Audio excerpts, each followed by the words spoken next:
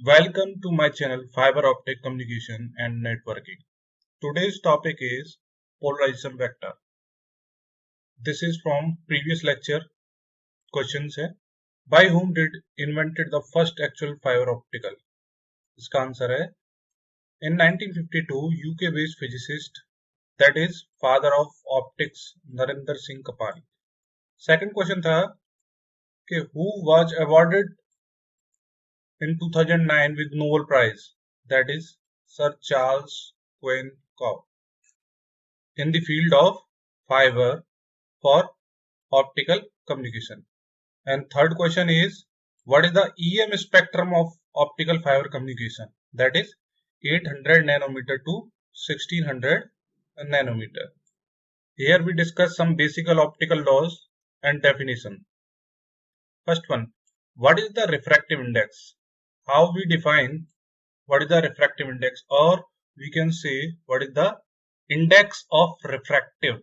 Here V is equal to 1 upon n into C, where V is the velocity of light in a medium and C is the velocity of light, and where n is the index of refraction, or we can say refractive index. Important note, when the light enters in a medium and excite molecules, these molecules then radiate more light which interferes with incoming light. The phase of incoming light and radiated light align in such a way as to make the light appear to be slower. तो refractive index को हम कैसे define करते हैं? ये एक medium है जिसमें एक लाइट ट्रेवल करती हुई आ रही है. इसका रिफ्रैक्टिव इंडेक्स n1 है. ये आपका रिफ्रैक्टिव इंडेक्स n0 है जो कि एयर का मान लीजिए, और ये n1 किसी भी मीडियम का है. तो इसके केस में आपकी लाइट स्लोअर होती जाएगी और मे बी गेट अटेन्यूएटेड, और ये यहाँ पर आकर जीरो हो सकती है या नहीं भी हो सकती है. तो ऐसा क्यों होता है? रिफ्रैक्टिव इंडेक्स जो कि n के द्वारा डिफाइन किया गया है, वो ऐसा क्यों होता है?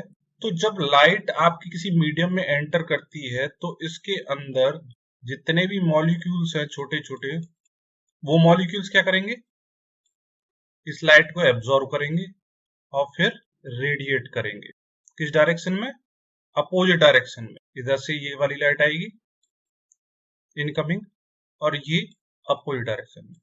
तो ये एक दूसरे के अपोजिट फेस में रेडिएट करेंगे और फिर ये अलाइन करना चालू कर देंगे, जिसकी वजह से हमारी लाइट इस केस में आपको स्लोअर होती हुई दिखाई देगी.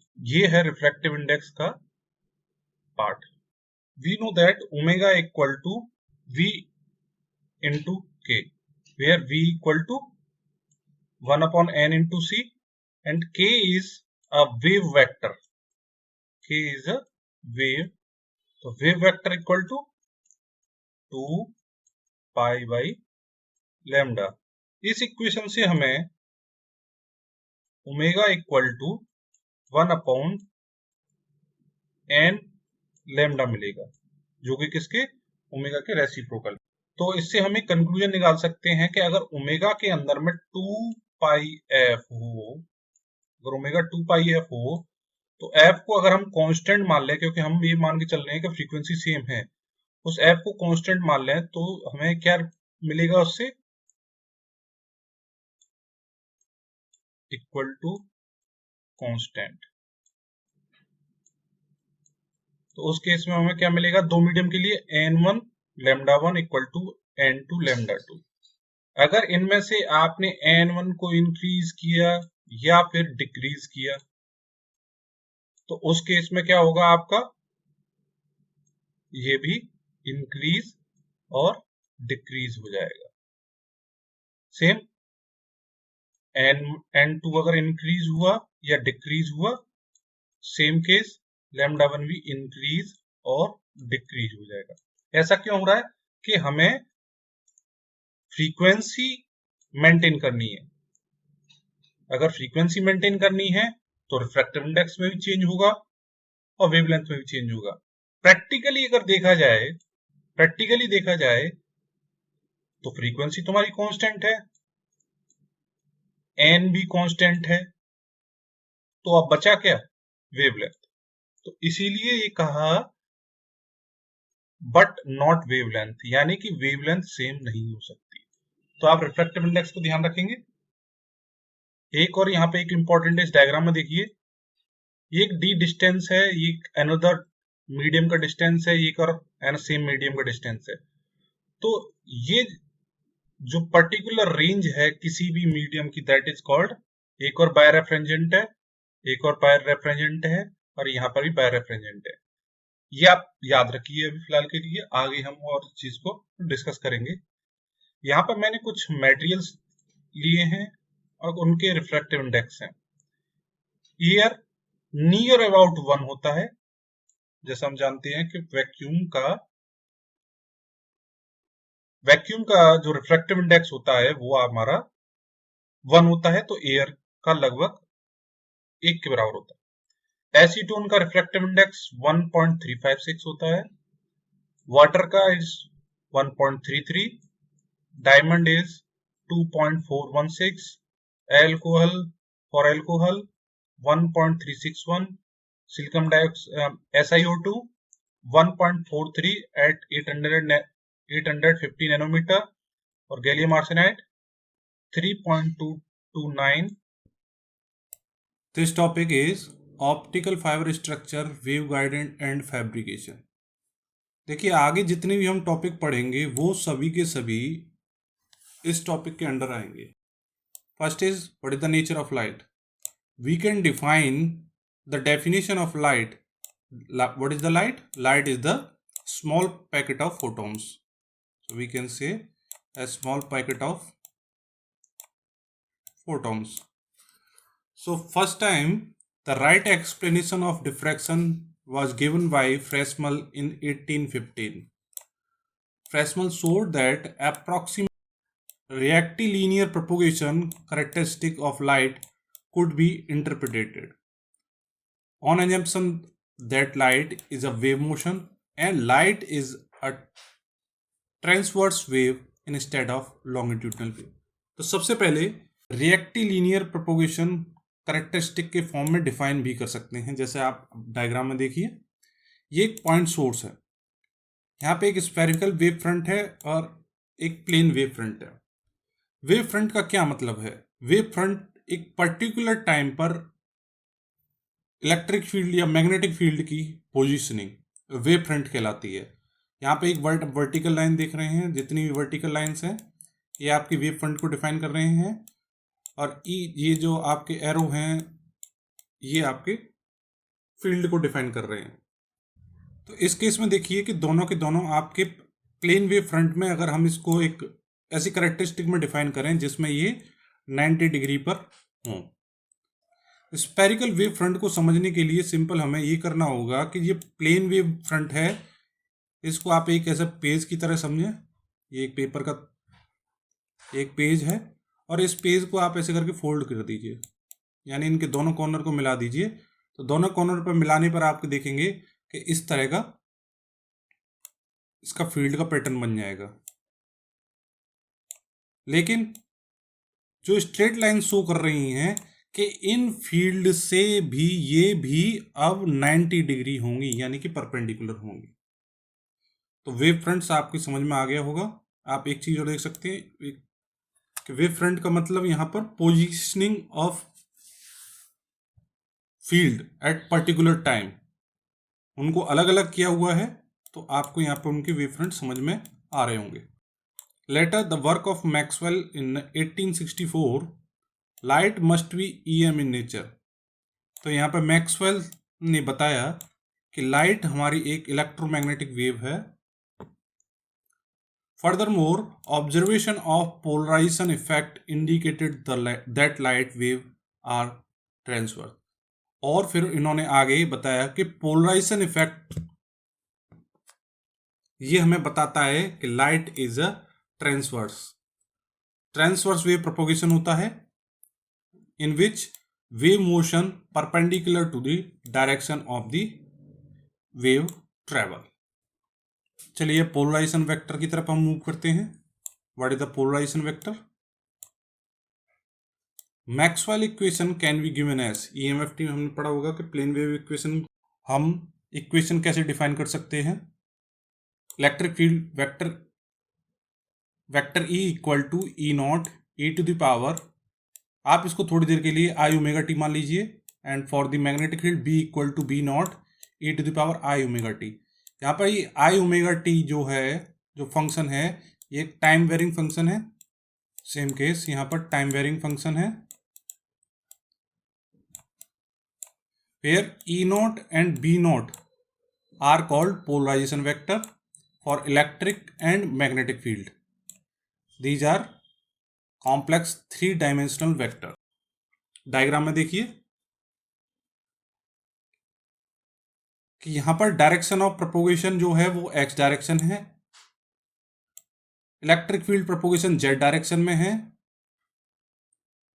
और magnetic field propagation y direction में है। ये आपकी पोलराइजेशन की डायरेक्शन है। पोलराइजेशन की डायरेक्शन है ये, और ये डायरेक्शन ऑफ प्रोपोगेशन है। पोलराइजेशन को समझने के लिए आपको सबसे पहले एक चीज समझनी होगी। एज्यूम कीजिए ये हमारे नेताजी हैं,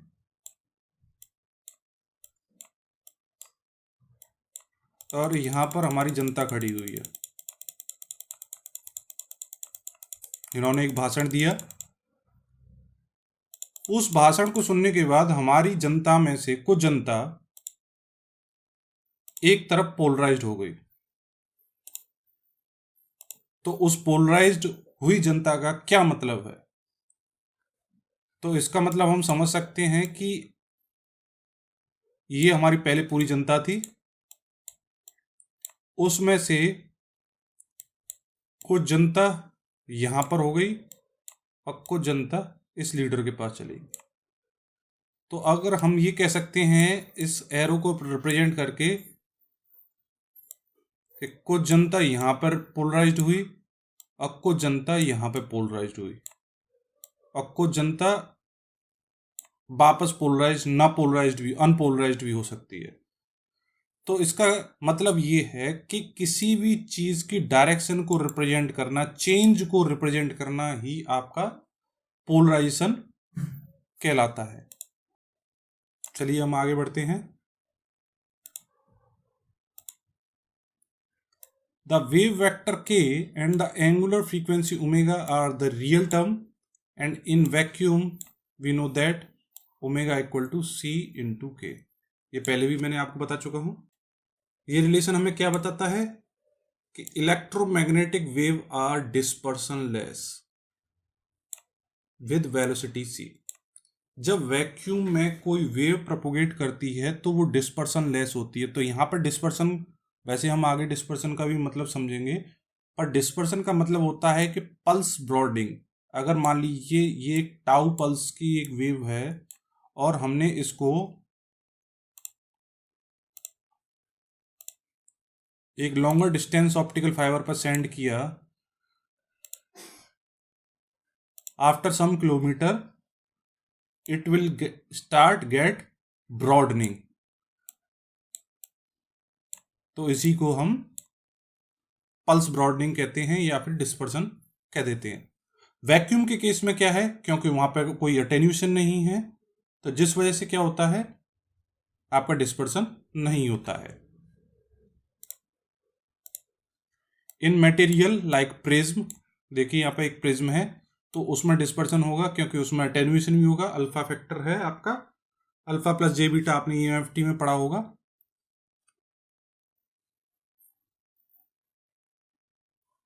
B not equal to magnetic field polarisation vector equal to can be given as 1/ओमेगा into wave vector into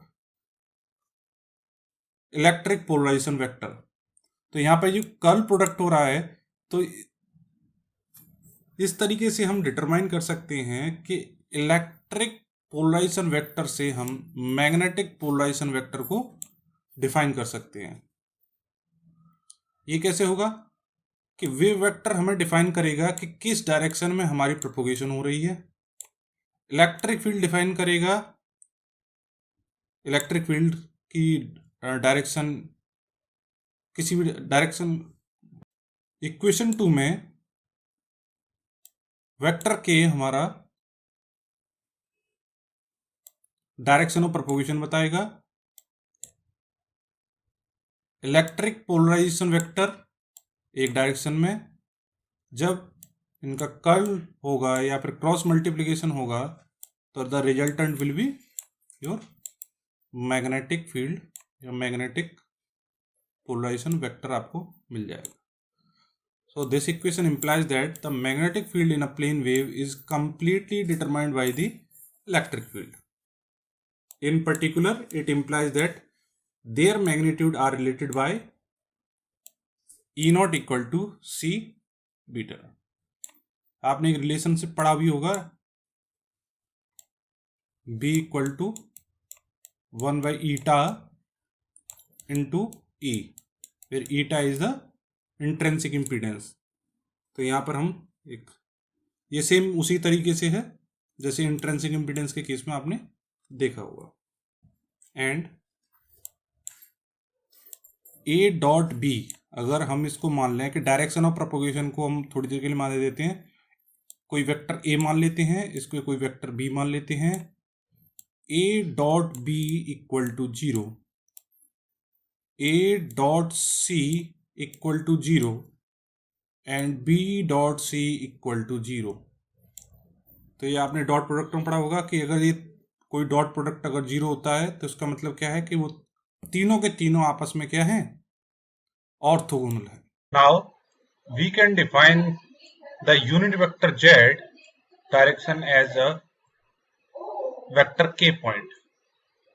When we put a hat on a vector, it means the unit vector pointing in that direction. ये हम सभी को पता होगा कि unit vector क्या define करता है। अगर यूनिट वेक्टर की हम बात करें, unit vector A, that is equal to vector A upon mod A. Thus, the electric field has the form E equal to E naught e to the power j omega minus z minus t. E vector E equal to polarization electric field into time varying field. अब हमने इसमें क्या किया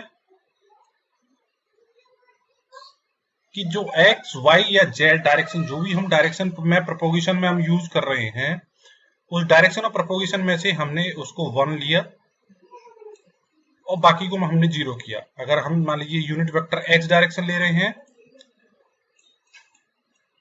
that will become 1 0 0। तो last equation जब मैं ये value जब पुट करेंगे तो हमें क्या मिलेगा, vector E equal to E not into e to the power I omega z by c minus t, that is equation number 5। अब यहां से हमें पता चल गया कि जी z डायरेक्शन में मूव कर रही है। इस डायग्राम में अगर देखें तो this is moving in x direction. आप जिस भी डायरेक्शन में लेना चाहें आप उस डायरेक्शन में ले सकते हैं। सिंस अभी हमने a डॉट बी या b डॉट सी से जैसे e नॉट डॉट के या e not dot b not dot के, अगर इस तरीके से a डॉट बी या b डॉट सी से हमने बताया था कि ये तीनों ही ऑर्थोगोनल हैं, तो दैट मीन सिंपली हम यहाँ पे कह सकते हैं कि e not is orthogonal to k. So we can write E naught in Ex in the form of Ex, Ey and 0, because 0 क्योंकि डायरेक्शन ऑफ प्रोपोगेशन हमारी z डायरेक्शन यहाँ पर हम मान के चल रहे हैं। तो इलेक्ट्रिक फील्ड हमारा 3 कंपोनेंट में डिवाइड हो गया, x डायरेक्शन, y डायरेक्शन का कंपोनेंट और z डायरेक्शन का component, where Ex and Ey is the complex number.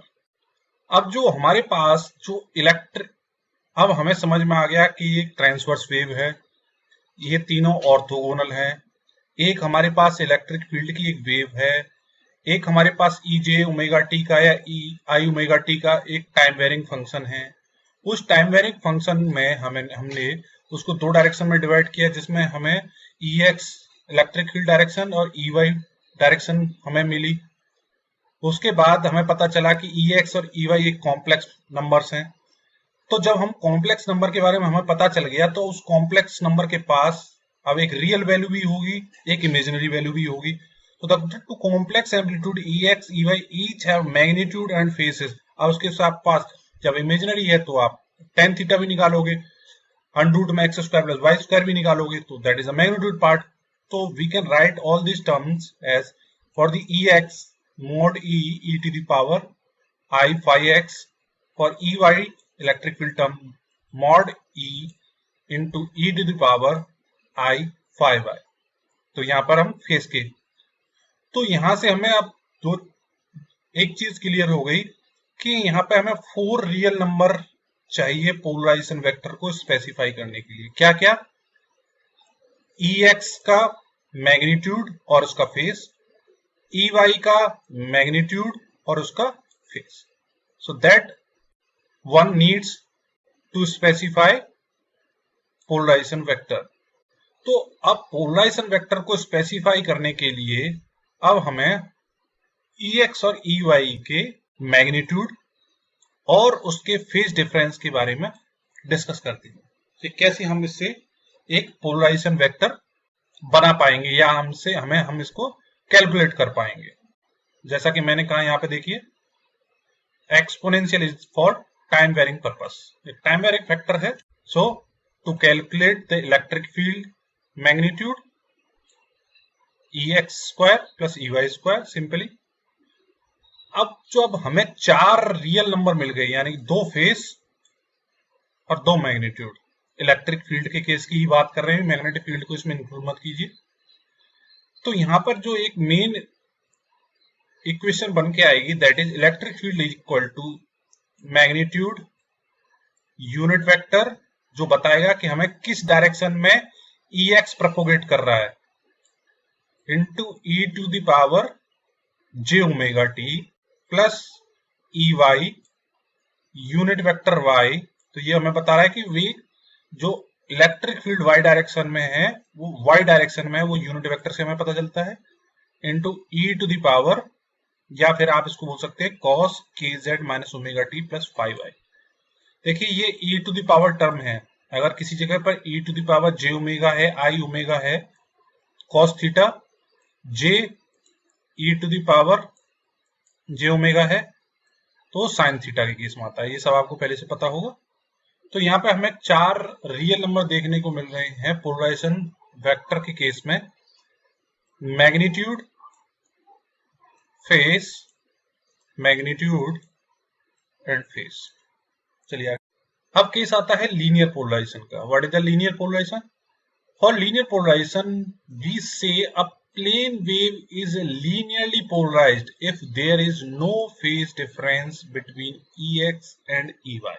ये मान लीजिए कोई एक मोड है जो प्रोपोगेट हो रहा है, तो उस मोड में अगर आप इसको अगर y मान रहे हैं और इसको आप x मान लीजिए, ये y मान लीजिए, तो जो रिजल्टेंट फील्ड वेक्टर है EX का, अगर ये EX है तो यही EY होगा, EX फिर यही EY बन जाएगा। तो सिंपली हम यहां पे कह सकते हैं कि यहां पर जो दोनों EX और EY है उनके बीच में जो फेज डिफरेंस है वो क्या होना चाहिए? 0 होना चाहिए। ये पहली कंडीशन है। तो लीनियर पोलराइजेशन के केस में जो हमें इलेक्ट्रिक पोलराइजेशन मिल रहा है, उस इलेक्ट्रिक पोलराइजेशन को जब हमने EX डायरेक्शन में और EY कंपोनेंट में हमने उसको डिवाइड किया, तो हमें ये वाली 8 नंबर इक्वेशन मिलती है। अगर हम ओवरऑल फेज को EX और EY, क्योंकि एक रियल नंबर है, तो उस केस में हम क्या मान लेते हैं? एक ओवरऑल फेज मान लेते हैं। जैसे EX माइनस EY यानी 5x minus 5y equal to 0। फिर हमने क्या किया कि हमने कह दिया कि EY इक्वल टू 0, जो y टर्म का कंपोनेंट है, y टर्म, वो एक 0 मान लेते हैं। सिंपल। क्या मान के चल रहे हैं? केवल एक ही डायरेक्शन में आपकी इलेक्ट्रिक फील्ड है, ये वाला नहीं है।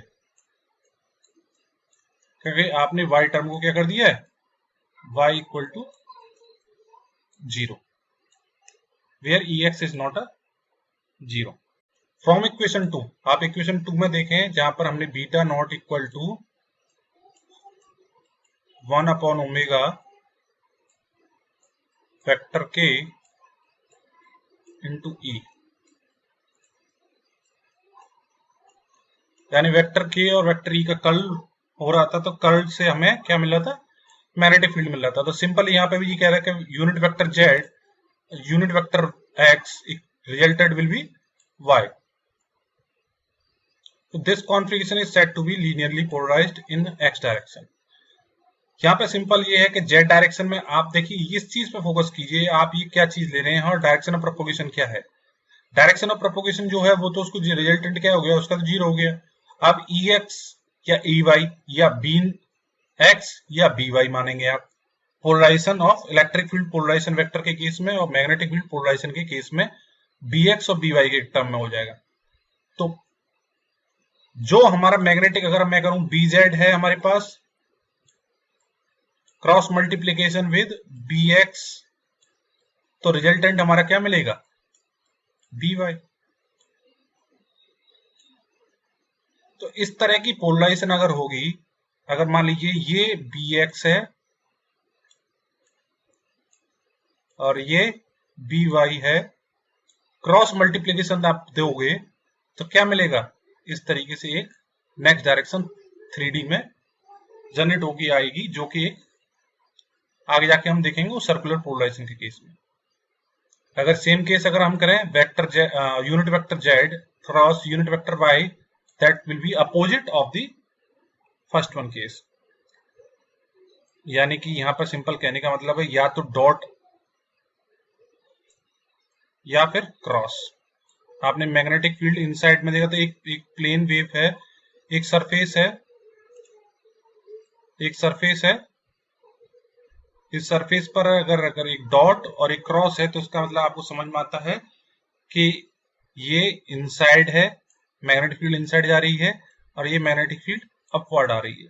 तो आप इस लीनियर पोलराइजेशन की हेल्प से इस चीज को आप समझ सकते हैं।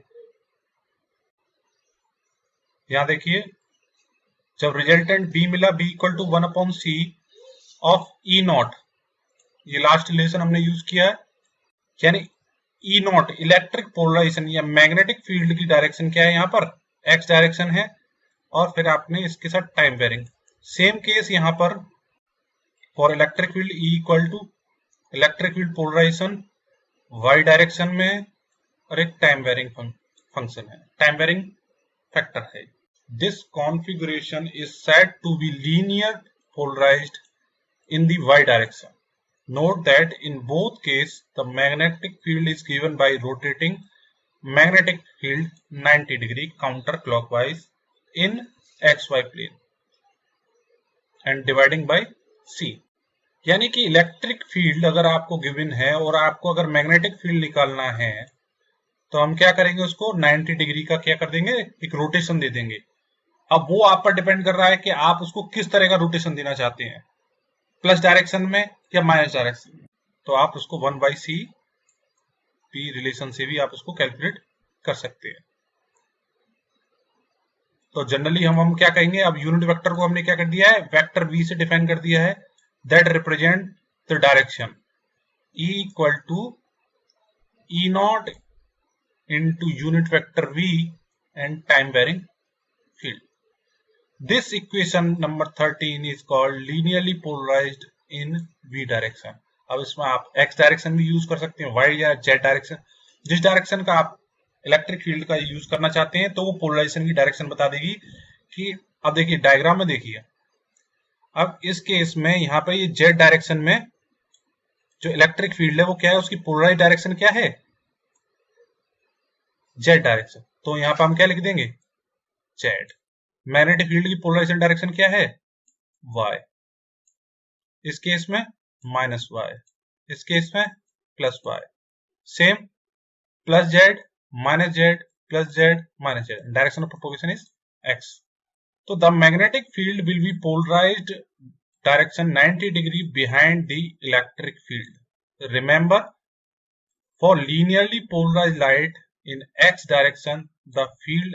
तो यहाँ पर इसका मतलब ये है कि अगर linearly polarised light X direction में है तो वो जो इलेक्ट्रिक फील्ड की वेव है वो कैसी होगी। अब उसमें दो रियल टर्म निकल के आएंगे। क्या टर्म निकल के आएंगे? एक इलेक्ट्रिक फील्ड के लिए और एक मैग्नेटिक फील्ड के लिए। एक्स डायरेक्शन में है तो एक्स कंपोनेंट मिलेगा, बाकी इलेक्ट्रिक फील्ड के कंपोनेंट क्या होंगे? जीरो। अब इलेक्ट्रिक फील्ड क्या होगा? अगर एक्स डायरेक्शन में है, क्रॉस मल्टीप्लीकेशन कीजिए, रिजल्टेंट आपको क्या मिलेगा? वाई डायरेक्शन में, क्योंकि एक्स डायरेक्शन में ई है, जेड प्रोपोगेशन का डायरेक्शन हो गया, तो रिजल्टेंट कहां पर आएगा? वाई फील्ड में। तो आपका रियल टर्म ऑफ बी क्या मिल गया? E not by C. ये क्या है आपका? बी नॉट है। बी नॉट क्या है? Magnetic polarisation vector into cos omega t. Cos omega t यहाँ पे इसलिए कॉस फैक्टर इसलिए लिया है कि वो टाइम वेरिंग फंक्शन है। अगर वो E to the power I omega T की जगह अगर वो इमेजिनरी टर्म में चला जाता है तो वो साइन थीटा का टर्म हो जाता है। ये otherwise e to the power j theta के आपने टर्म पढ़े होंगे। तो यहाँ पे नोट याद रखिए, the field are completely uniform in X and Y plane, so that are the plane wave. At each point on plane, electric field points in x direction with same magnitude.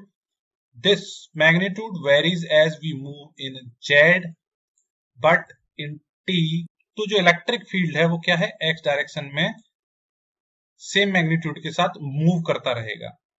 ये magnitude कब very करेगा? z direction में। जब t very करेगा, time जब change होगा, तो आपको ये वेरिएशन मैग्नीट्यूड में देखने को। इसमें हम क्या रख के देखेंगे? जो मैं गिवन वैल्यू ले रहे हैं हम t equal to 0 and omega equal to 0, आप इस चीज को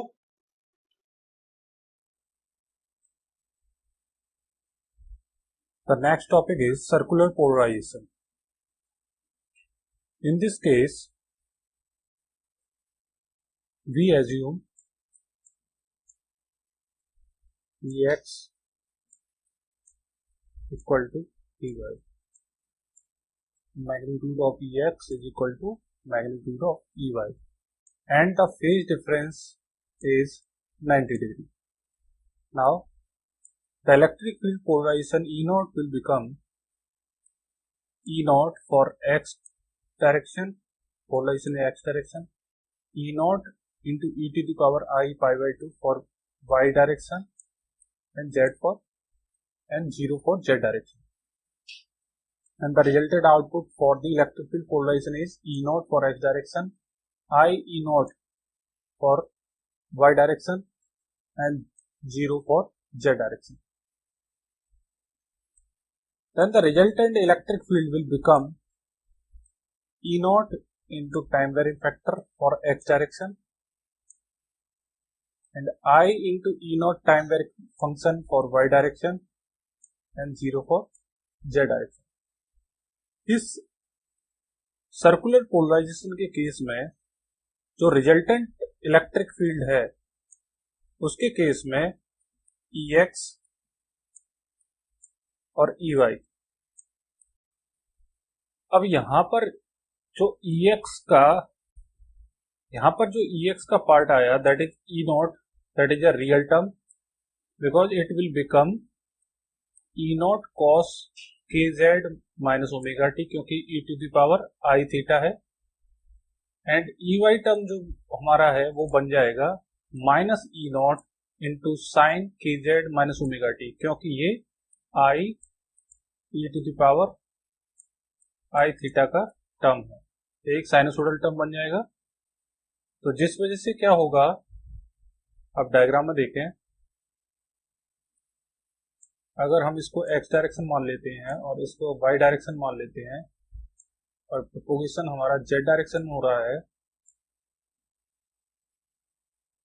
तो Ex कोसाइन टर्म आपका देगा, Ey आपका साइन टर्म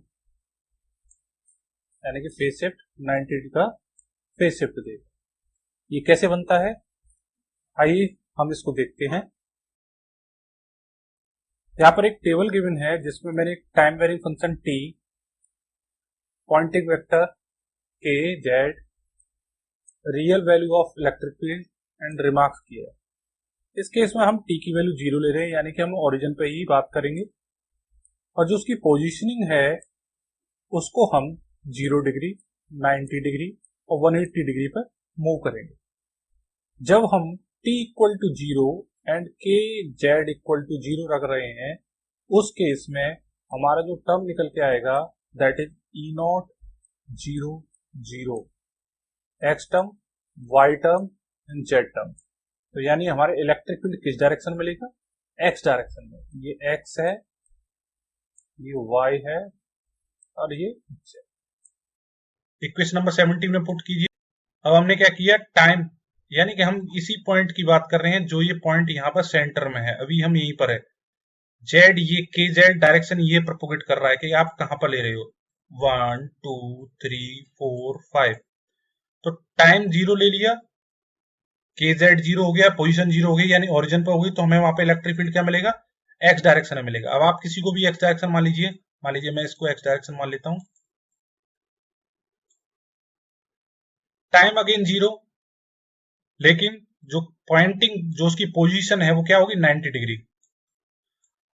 अब इसकी पोजीशनिंग हम क्या कर रहे हैं, फिर शिफ्ट कर रहे हैं 90 डिग्री पर, यानी कि यहां पर हम शिफ्ट किया हमने, या यहां पर अगर एक्स डायरेक्शन में लेना है यहां पर, या फिर यहां पर। ये 4 पॉइंट निकल के आएंगे, आप किसी भी पॉइंट पर आप इसकी पोजीशनिंग कर सकते हैं। टाइम 0 है, तो हमें वो जो इक्वेशन नंबर 17 है वो क्या मिलेगी, एक्स फैक्टर 0 मिलेगा, यानी एक्स फैक्टर 0 मिलेगा, माइनस E0, और y फैक्टर क्या मिलेगा, माइनस में और 0, यानी कि इलेक्ट्रिक फील्ड पोलराइजेशन किधर हो गई, अब माइनस y डायरेक्शन में। अगर x ये है और z ये है तो y ऊपर हो गया, तो अब पोलराइजेशन कहां मिलेगी हमें, यहां पर नीचे की तरफ। पहले कहां थी, प्लस x में, देखिए ये रही प्लस x, अब वहां से कहां पहुंच गई, यहां पर।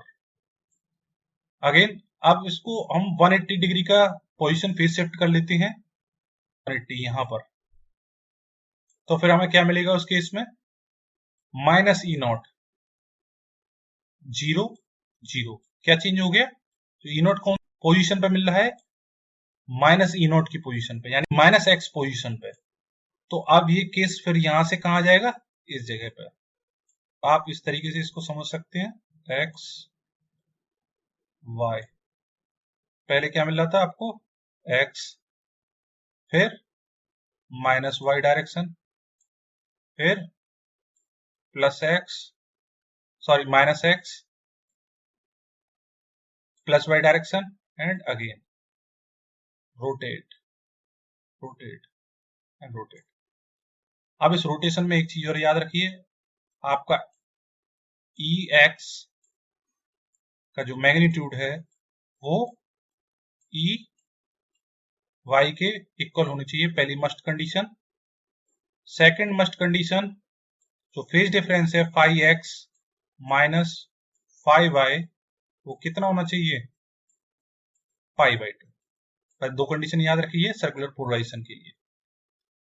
Similarly if we take phi X minus phi Y equal to minus 90 degree, तो क्या होगा, तो जो पहले आपने जहां पे प्लस किया था, जो आपको प्लस फैक्टर मिल रहे थे, अब उसको माइनस फैक्टर में कन्वर्ट कर लीजिए।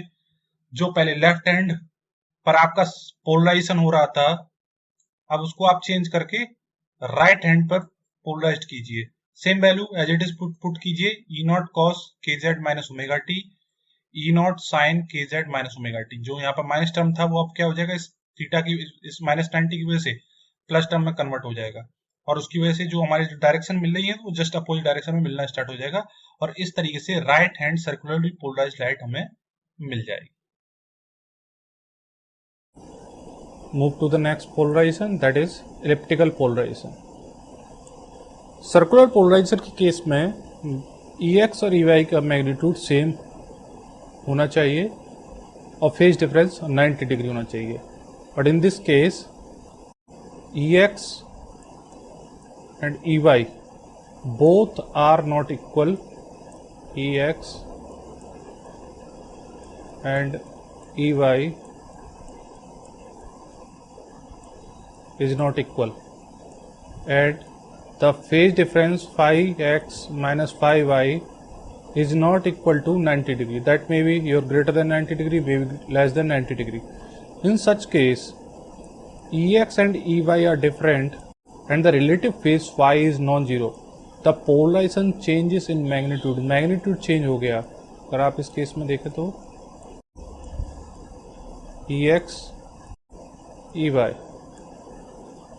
If the magnitude of EX is 1 and the magnitude of EY is 2, the resultant will be like this. What's this point when phi is 90 degree? But in this case, if EY get become 3, the resultant will become more greater than last one. इस case में जो resultant मिलेगा आपको वो previous case से greater मिलेगा. Same case, again this,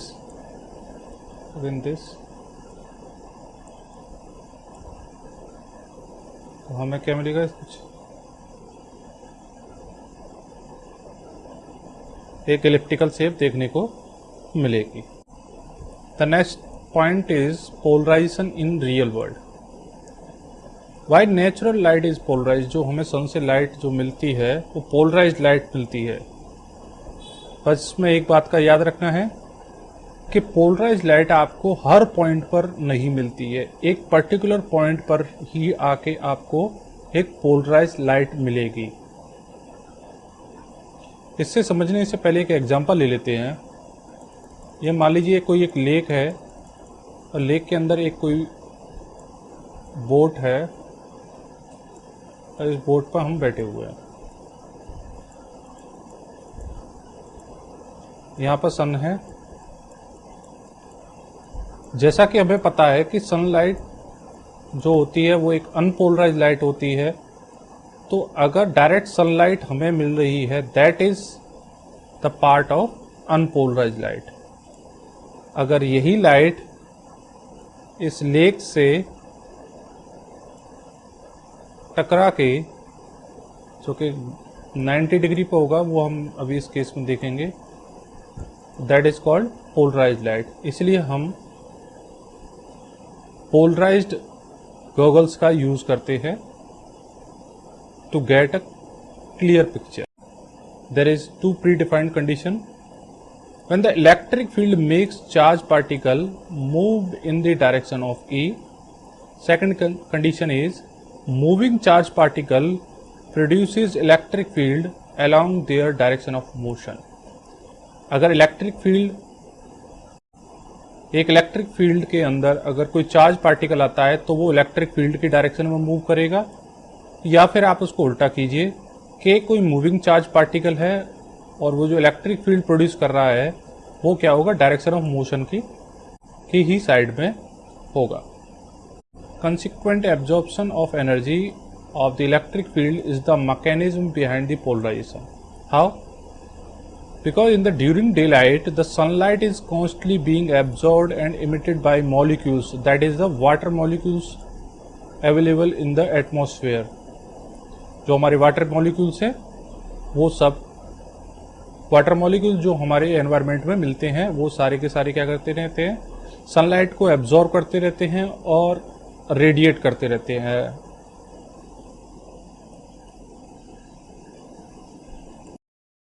आइए polarisation in real world का एक एग्जांपल देखते हैं. ये सन है एक्स डायरेक्शन में,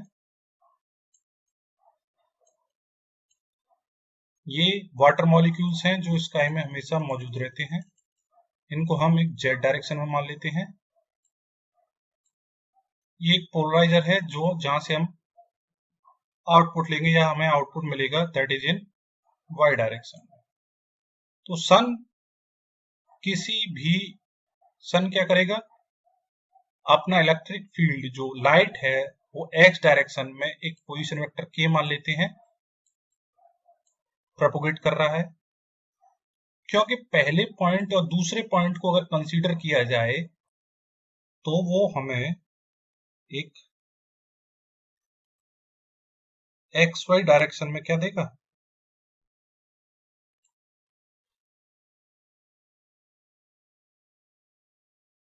पोलराइज्ड लाइट।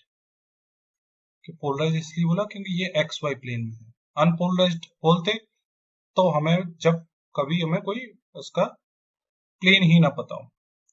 तो जो एटमॉस्फेयर के जो वाटर मॉलिक्यूल्स हैं, तो फर्स्ट और सेकंड केस को अगर कंसीडर करके देखा जाए तो ये किस डायरेक्शन में पुश होंगे, या तो जेड डायरेक्शन में या वाई डायरेक्शन में।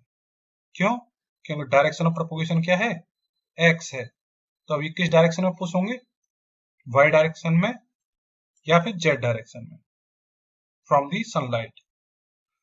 Molecules moving in z direction emit light in xy plane।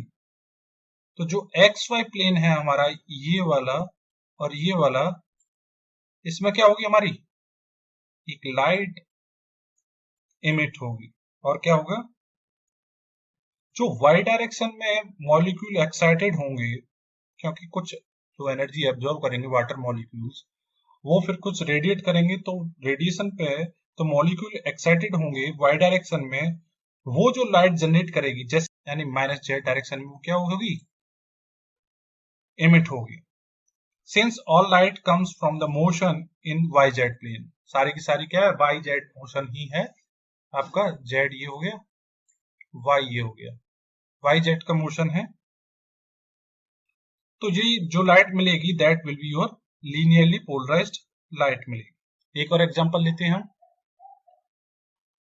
Reflection का। अब यहां पर देखिए, the maximum polarisation coming if the source is as the right angle to the viewer. अगर ये अनपोलराइज्ड लाइट का सोर्स है और ये 90 डिग्री का है, जैसे हमने बताया था कि ये एक सन है और ये एक व्यूअर है,